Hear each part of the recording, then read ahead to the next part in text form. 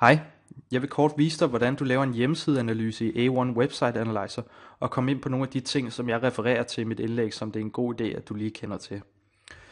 Når du åbner A1 Website Analyzer, vil det cirka komme til at se således ud. Og det første, du skal gøre, er bare at indsætte din URL-adresse her. I det her eksempel har jeg bare lige taget da.dk. Inde under Data Collection kan du vælge, hvilke ting du vil have vist frem i din færdiglavede analyse. For eksempel Perform Keyword Analysis of All Pages, hvis du gerne vil have, at den viser duplikeret indhold på din hjemmeside. Til de ting, jeg kommer ind på i mit indlæg, er de ting, som er afkrydset her, som standard egentlig fint nok, så du behøver egentlig ikke at gøre noget her. Derefter skal du bare trykke på Start Scan, og så vil du kunne følge med i processen her.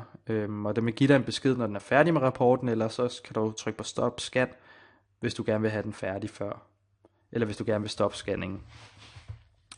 Herefter vil du få en færdiglavet rapport, der kommer til at se nogenlunde sådan her ud. Og der er basalt set 3 ting, som det er en god idé, at du kender til.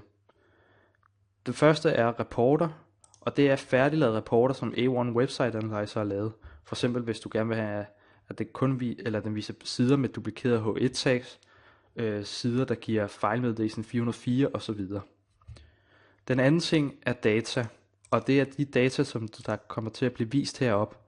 For eksempel kan man tage, at vi gerne vil have vist de forskellige siders page title, så dukker de op herude, og du kan sortere i dem, hvis du ønsker det.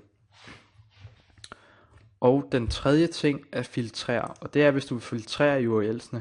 For eksempel hvis du kun vil have vist URL's, som har duplikerede titler, som den for eksempel er på nu, eller sider der kun er, eller URL's der kun er billeder, URL's der kun er sider, osv. osv. Men det er basalt set de 3 ting, jeg gerne, eller som det er en god idé, at du kender til. Og det var alt herfra. Hej hej.